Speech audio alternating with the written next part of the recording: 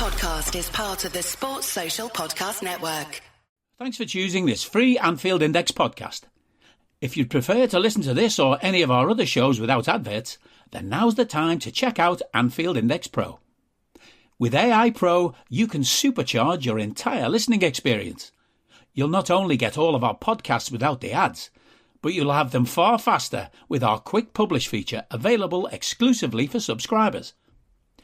AI Pro also puts you in the heart of our sound studio, with an option to listen to many of our shows live and interact with the podcasters in real time as the shows are recording. Upgrading couldn't be easier.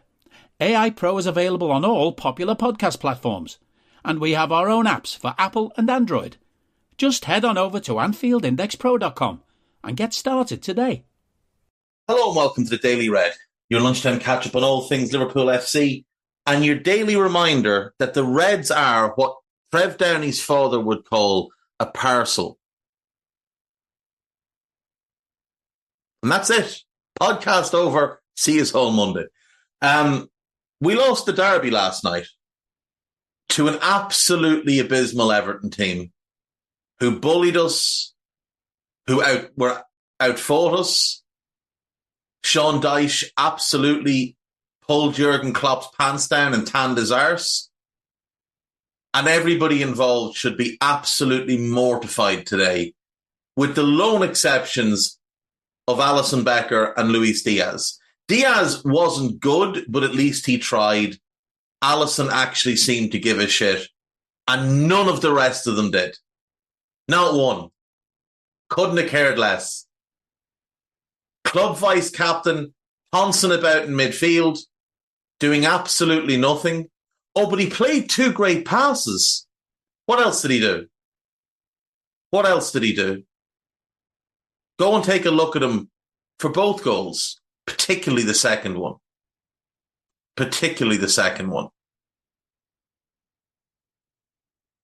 Falling in love with himself, playing Hollywood pass after Hollywood pass, putting in no effort, and then he's on the sideline and he wants us all to feel sorry for himself.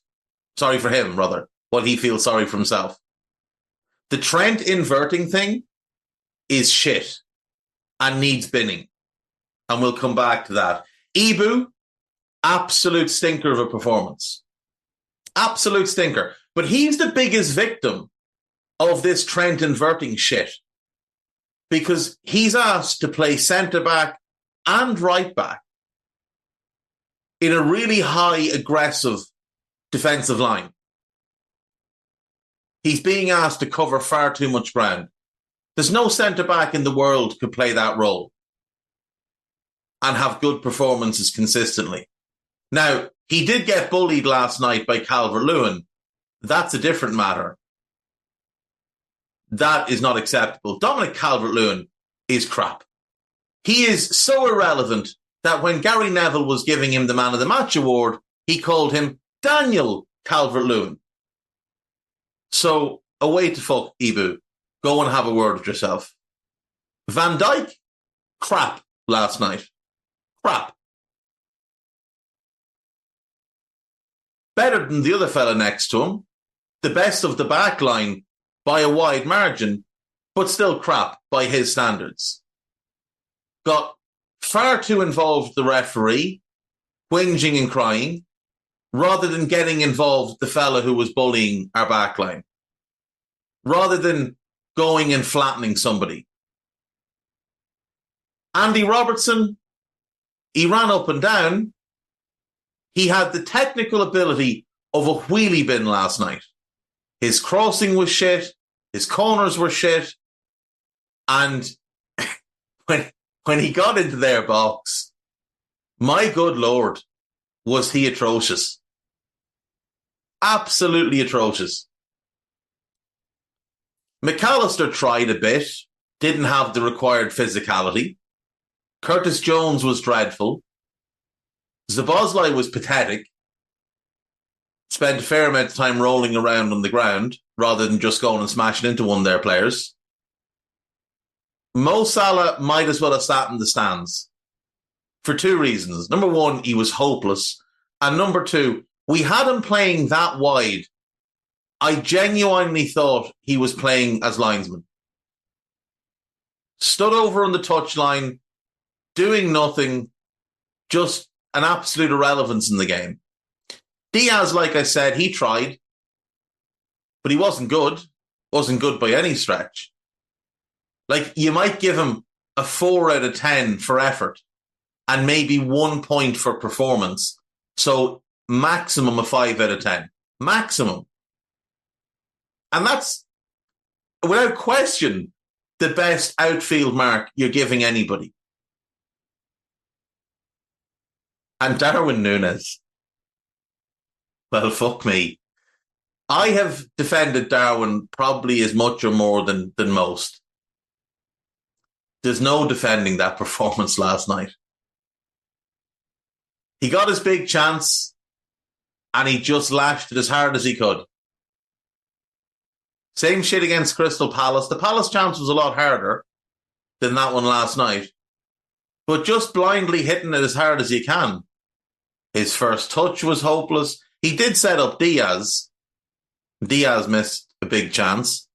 But he was hopeless. Absolutely hopeless. And then in the second half, he might as well not have been there. No movement, no effort, no desire, nothing. Harvey Elliott came on. He ran about a bit, did nothing. Endo came on, looked like he'd won a raffle. Kwanzaa, to be fair, came on, crunched into a tackle, still lost some aerials. Gomez came on, Costas came on. Costas put in more dangerous balls in the few minutes he was on the pitch than Robbo had in the time he was on the pitch. Robbo played 90 minutes last night, by the way. 91 minutes or something. I think he came off on 85. And there'd been 6 minutes of stoppage time in the first half. Same with Trent. They were absolutely rancid, the pair of them. Robbo at least ran up and down. Trent sauntered about the place. Needlessly demanding the ball just to give it back to the fella that had it. And then trying to play Hollywood passes for whatever purpose. Maybe that's the tactical game plan. Maybe it is. But the tactical game plan is atrocious. We look the worst coach side in the league. And it's not just last night. We didn't look well coached against Fulham. The Fulham win was overhyped. We didn't play particularly well. We scored from a very, very good goal by Gravenberch.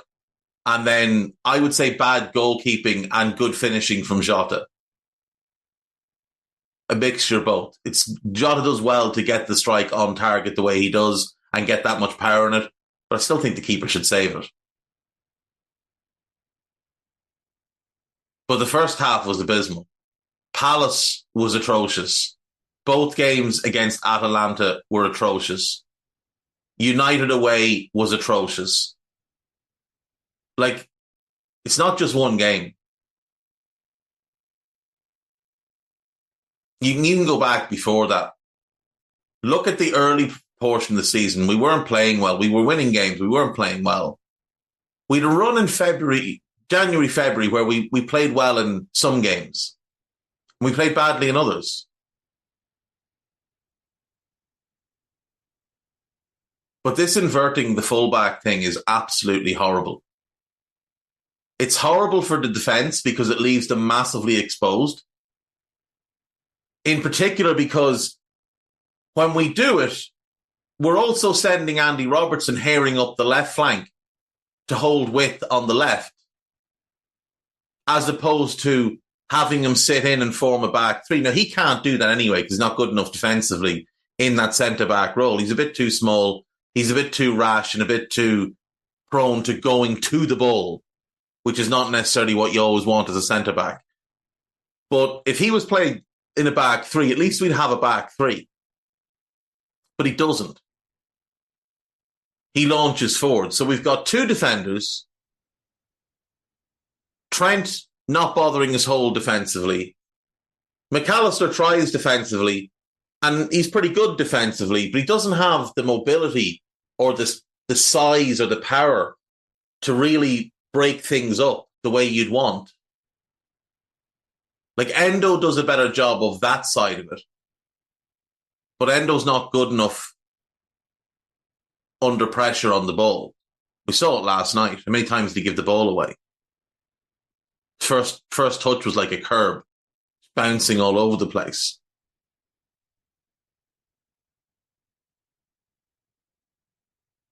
It demands ridiculous amounts of the right-sided midfielder, who's having to do a ton of dog work tracking back, in part because Trent doesn't do it. And it demands that Salah hold the width and stay as wide as possible because Trent's not there to hold the width. Trent was getting, 15, 20 assists a season as a right back. And someone who's definitely Dutch decided, I know what we'll do. We'll play him in midfield. And I say he's definitely Dutch because he came out and said it was his idea, which is what he likes to do. He likes to claim everything's his idea. Remember last summer, there was all this talk about how Liverpool were building this cage type of thing to improve one-touch play. And Linders talked about how the style of play was going to be street football. Well, I don't know what streets he grew up playing on, but what we watch is not street football. In fact, it's the furthest thing from it. You've got players in that team, other than Diaz, terrified to try things. Other than Diaz and Trent, obviously. Trent will try anything. But the rest of them, it's hopeless. It's absolutely hopeless. That was an embarrassing performance last night. But there has been a bit of an overreaction in terms of people saying, we need a complete clear out. That's not true. That's not true. Let's look at our squad, right? Alisson's the best keeper in the world. You're obviously keeping him. Adrian gots to go. Far, far away. Then we've got Queeveen Callagher, who you'd absolutely keep if not for the fact that he probably brings in 20 to 25 million this summer after the season he's had.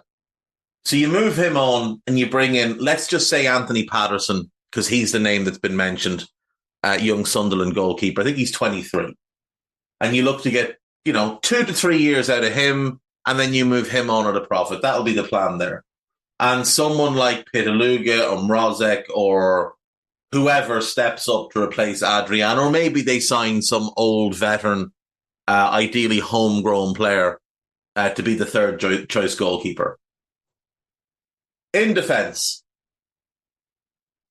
Joe Gomez is an interesting one because Joe had a tremendous season up until Atalanta at home when he was hopeless.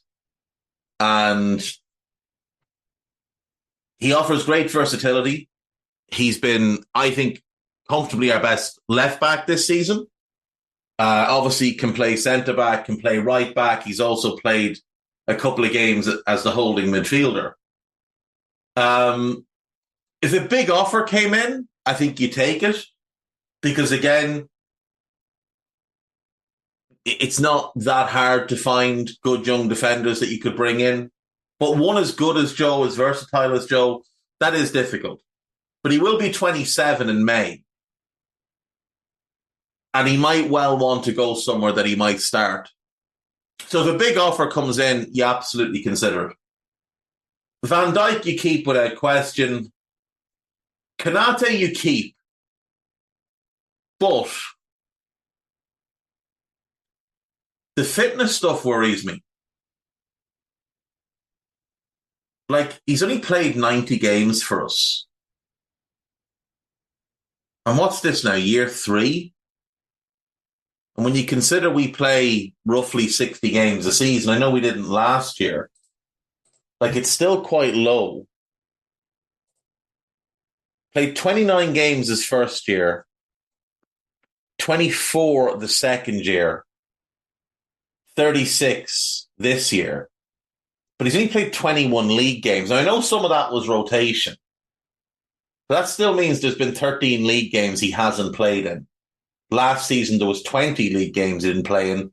And the season before, there was 27. Like 50 league games in 3 years is not enough, not nearly enough. You look back further than that, 14 league games as last season at Leipzig, 8 the year before. The injuries are a concern.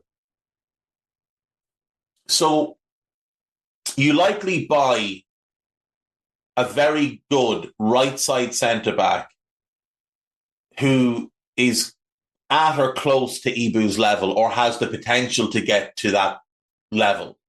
Maybe someone like Diomande of Sporting would make sense there. Lenny Yoro would have made a ton of sense, but it looks like he's going to go to Real Madrid. Costas and Robbo, take them as a pair. One of them needs to go this summer. Robbo is 30 with 1 year left on his deal. It makes more sense to sell him. He's on higher wages. He'll bring in a bigger fee. And I know he's probably still slightly better than Costas, but there's very little between them. Costas has been better than Robbo this season, but Robbo's had the injuries. But Robbo was poor last year. And at the end of the previous year, at the end of 21-22, he was really struggling. The other thing to consider there is Costas is used to being the backup. Robbo might struggle with the transition to being a backup left back. It's very unlikely we give him a new contract, in my opinion. Again, it's Edwards. I don't see it happening. So I think I'd move Robbo. If you can get a good fee for him, great. If you get a decent fee, just take it. And thank him for absolutely everything. He's been an incredible player for us. Like, this is not anything personal. It's just we have to look forward. Joel Matip, you'd let go.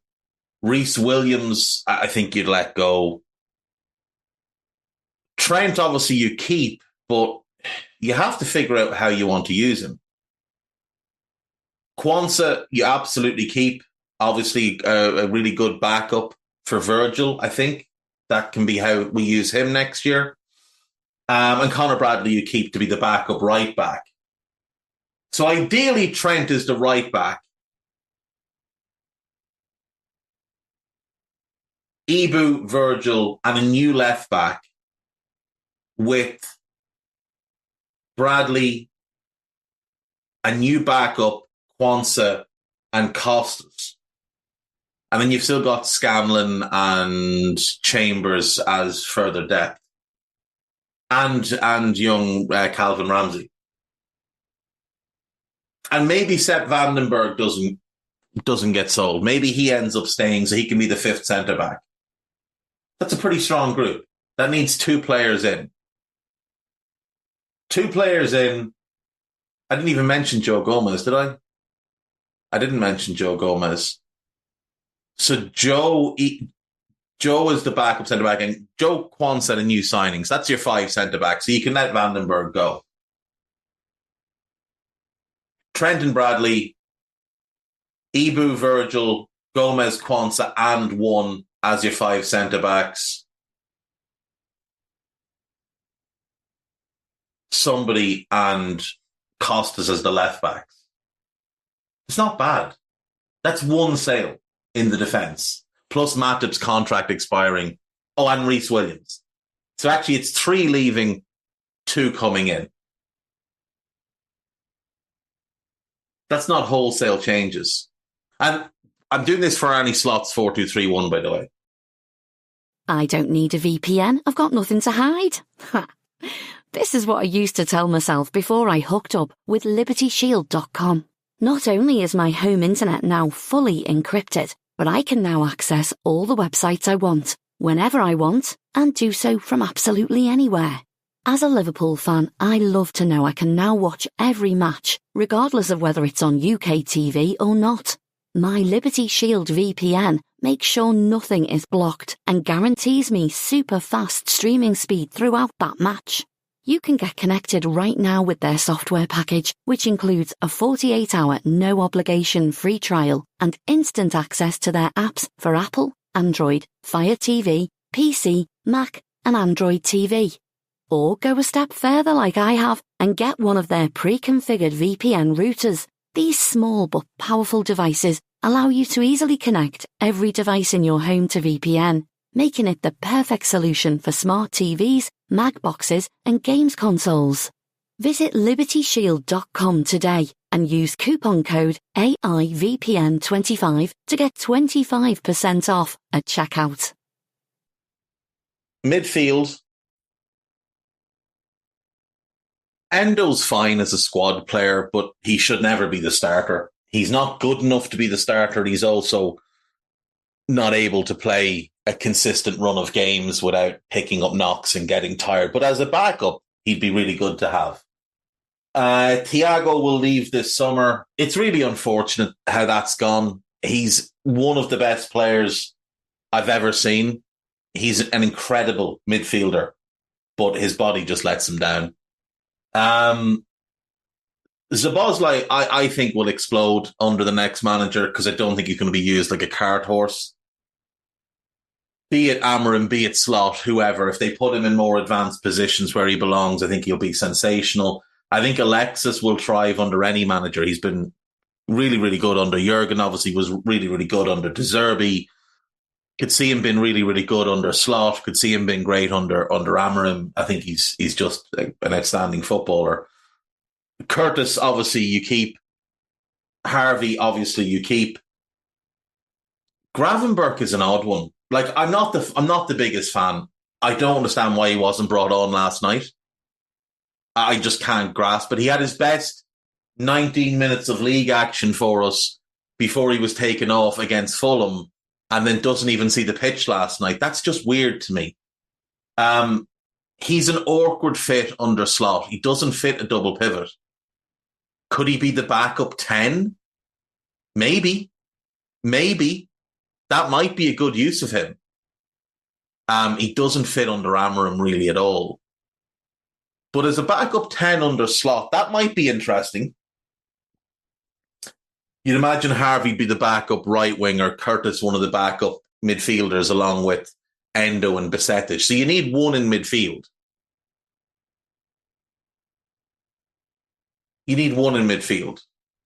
I think we need two starting wingers, but we'll get to that. Bobby Clark, obviously young player, plenty of time to develop with him. Same with Stefan Besetic. Same with James McConnell. You're obviously keeping all of them. You might consider a loan, but you're not going to be selling them, obviously. But it's the attack that I think does need some work. Luis Diaz, Graham Kelly said it best. There's a lot of huff and puff, but there's no end product, really. 94 appearances, 24 goals, 10 assists. I mean, that's miles off the required level. It really is. And I know he was great when he first arrived. Like, he was sensational that first run. He hasn't been since. He does put in the effort. That's the one thing you'd say to him. But the cynic in me wonders, is that to look for a move abroad, to try and impress others? Is it to play for a new contract? I'd be looking to get out of the Luis Diaz business this summer, to be honest with you. There's too much inconsistency and there's too much noise. Like, there's too much noise. Why is your dad always talking about you wanting to go play for Barcelona? His dad is like Lamar Ball. And I'll leave it to ye to Google who Lamar Ball is if you don't know. But that's who he reminds me of. A more fun version, maybe, but that's who he reminds me of. Gakpo, I mean, there's talent there. There's no question. He's a good fit under Amorim as one of the two behind the striker, as like a backup to Dom, maybe in one of the roles. he lacks burst. He lacks consistency. Maybe he lacks confidence. I don't know. Definitely lacks the ability to play his size. Jota's great, but he's injured too much. So he can't be a starter. But given everything else that needs to be done, you probably keep him at least one more year and then see where he stands. I would say the same with Cody. Give him a year, see where he stands. Maybe have Cody as the backup left winger, Jota as the backup 9. Kate Gordon, Ben Doak, Lewis Kumas, and Jayden Danns are all kids. You keep them, you develop them. Maybe you look for a loan. Maybe Ben Doak goes on loan and gets 25, 30 games, similar to when Harvey went to Blackburn. Maybe you look for one of those type of loans for him. Then we come to Darwin and Mo. I think Mo's going this summer. I don't think he's a particularly good fit under Arne Slot, unless he plays the 10. Now, that could be interesting. But do we really see Michael Edwards giving him a new deal? I just don't for some reason. I think the money's where Edwards will get tripped up with this one. Like, what's he on now? 350 plus bonus? If he's willing to come down a little bit, maybe. But would you? I wouldn't. Not when I'm getting offered 100 million a year in Saudi. He's one of the best players we've ever had. He's the best or second best attacker that the Premier League has ever seen. Him and Henry are the two. If you're picking an all-time Premier League front three, it's those two and probably Alan Shearer. That's probably what you go with. He's incredible. He's been awful since coming back. He's not being used properly. That's one factor. Darwin's collapse in form is another factor. Darwin's not occupying defenders anymore, and that leaves Mo without space.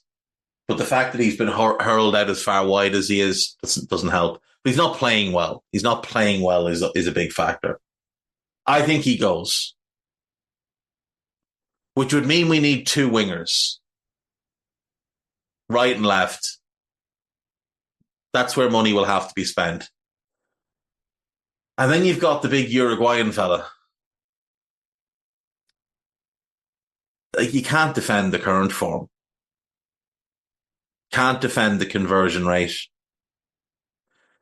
Earlier in the season, he was still missing as many chances, but he was scoring or creating or just playing really well and contributing to us winning games.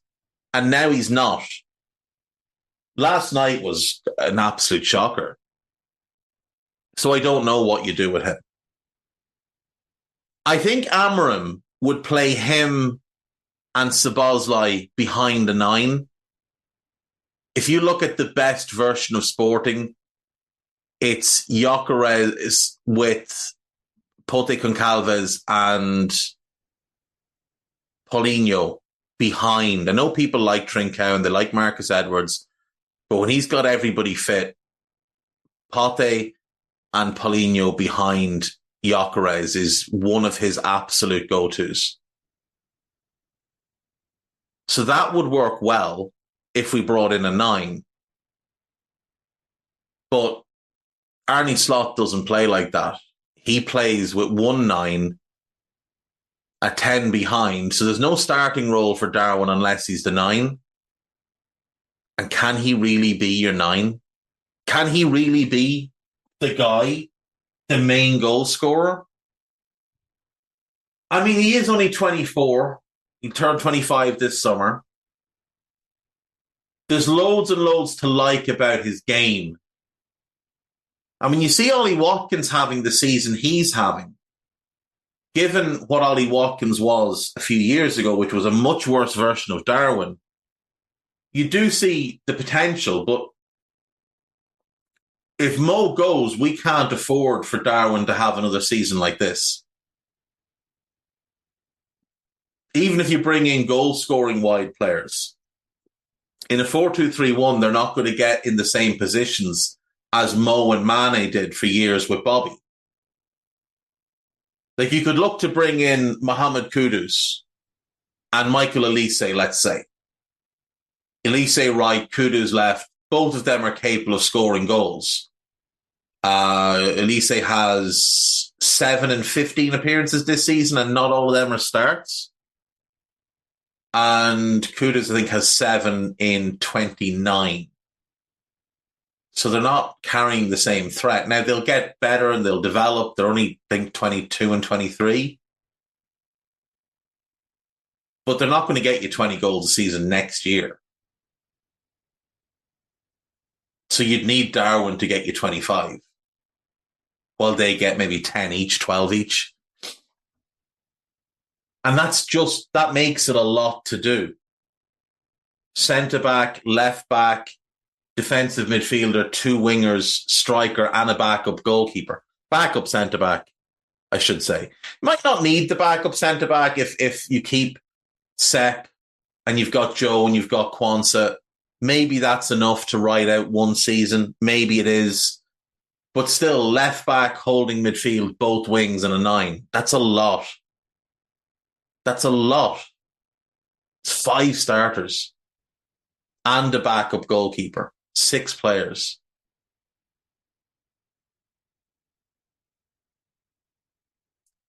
It's a big job. I think Amorim's system needs less. Amorim's system would need 4 players. 4 starters. He wouldn't need the 2 wingers.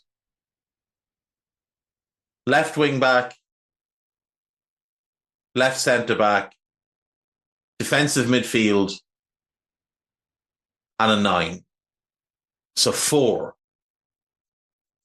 4 starters for him and a backup goalkeeper, assuming Kelleher leaves. Feels like a lot less to do. Feels easier and cheaper as well, because I think a left side centre back, I think you can get a really good one in Ricardo Calafiori for about 35 million, as opposed to 60 million on a winger.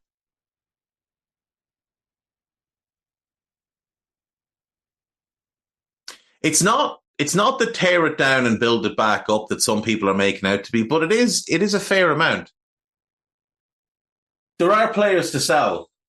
Diaz, Salah, I mean, that's probably 160 million between the two of them.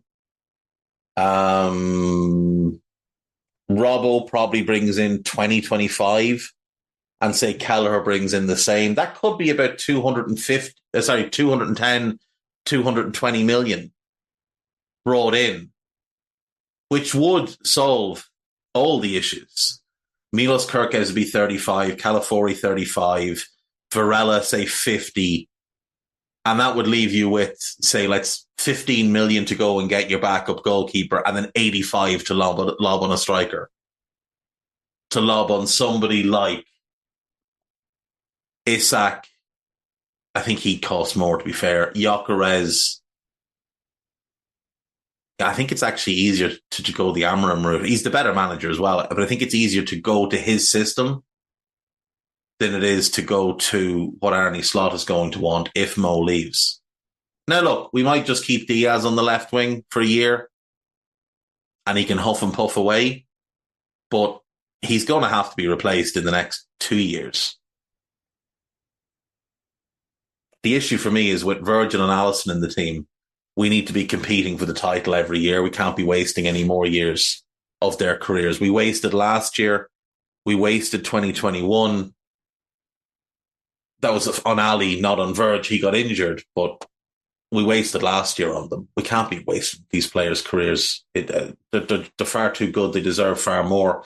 I've been rambling for a long time, so I'm just going to check what is up on AnfieldIndex.com. We are to record scouted for West Ham later today, so we'll see what kind of mood we're in on that one. There's a couple of pieces on Arne Slot, including David Ornstein saying that Arne Slot the buyout might be more than we're willing to pay, which is really interesting. There's also been a lot of careful wording around it. Oh, he's the preferred choice, but there are still other candidates. It's odd. It is really odd. There's a couple of pieces on last night. James Pearce saying replacing Klopp is now less daunting. I agree. I really do. Look, he's obviously been incredible, without doubt. The first 4 years, the first 4 full seasons were amazing. The last 4 haven't been. 2021 was a disaster, and it was a large part of it was his fault for leaving the squad short the way he did. 21-22, great run, but we didn't win the major honours. Last year was an absolute disaster. Again, it was on him for bizarre tactical approaches and his failure to turn the midfield over. And I know what people are saying, and I've said it as well. We'd have all taken been in a title race with 5 games to go at the start of the year. We all would have. But ultimately, if we end up third with the League Cup, that's sort of the bare minimum for this team. Like, the floor for this team coming into the season was third. Anything below that would have been an absolute disaster. Now, nobody saw Villa. Well, a few people might have seen Villa being as good as they are, but they're still not as good as us. We weren't looking at Spurs and thinking, well, they'll finish above us. We weren't looking at United and thinking they'll finish above us. We all knew Newcastle would fall off. We all knew Chelsea were a shambles. Didn't think they'd be this bad, but we all knew they were a shambles. Like, who else were you expecting to finish above us at the start of the year if you think third is a great achievement? Third was the floor for this team this year. And let's be honest, it's not like Arsenal and City have been flawless this year. It's not like they've only dropped points in a handful of games. Arsenal have dropped points in 10 games, as have City. It just so happens that we've dropped points in 12 games. Last season, City won the title only dropping points in 10 games. And that was probably the weakest of City's titles. The year before, it was 9 games. The year before was the COVID title. City didn't get going until like February. Same last year, to be fair. But like, when we won the title, we dropped points in 6 games. When City won it the year before, they dropped points in 6 games. When they won it the year before that, they dropped points in 6 games. Like, those were great teams. City 17-18, City 18-19, us 18-19, us 19-20. Those were great teams. These aren't great teams that are in the league now. The league is not as good now at the top end as it was for that run when we won our title. Like, that was a really, really special 3 years for the Premier League. To have first that City Centurions team, lastly our 99-point team, and in that middle year, us and City. Like, the league has never seen 2 teams in the one season be that good, ever. And none of the teams now are close to that. Like, this City team are not close to that. This Arsenal team are not close to that level. If Arsenal win out, they'll finish with 89 points. Like, that's 10 points less than we got when we won the title. If City win out, they'll get to 91. 91 would have won the league last year, would not have won the league in 21-22, would not have won the league in 19-20, in 18-19, or in 17-18, or in 16-17. Like, there's only 2 seasons in the last bunch of years, since basically Pep and Klopp came to England, that this year's total would have won the league. which tells you it's not a great league at the top end. So, yes, we'd all have taken this, but a big part of why we're here is also that the other teams they're not of the level of those title-winning teams that we've seen in previous years. Third is the floor for this team. Podcast-wise, just post-match Raw from last night if you want to be really depressed, or listen to me shout and roar. Even Matchett was angry. Do you know how bad Liverpool have to be for Karl Matchett to be angry? Like, that's a tremendous thing. Downey was furious too. They're just better at holding it in than me. Yeah, there's a bunch of pods to come. Like I said, Raw will be recorded today. Rival Recon will be done. There's a Scouser Tommy's coming. There's a bunch of stuff coming. Press conference pod and different things. So do make sure to listen to all of those things. And I will see you all on Monday. I won't be here tomorrow. So if there's any news or anything, Guy or Dave Davis will fill in. And they might fill in anyway. So there you go. Right. Bye-bye. We hope you enjoyed listening to this Anfield Index show. Please be sure to subscribe to our channel so future podcasts find their way to your device automatically. There's nothing quite like fan engagement, and we'd love to know what you think of anything discussed on this show. The best way to get in touch is over on our free Discord community, where both podcasters and listeners debate the hottest LFC topics 24/7. Sign up free now at AnfieldIndex.com/Discord. You won't regret it. You can also follow us on Twitter at Anfield Index and find us on Facebook by searching for Anfield Index. Oh, and before you go, we'd love it if you could leave us a 5-star review on your favourite podcast app. It only takes a couple of seconds, and it means the world to the people who create these free shows. Sports Social Podcast Network.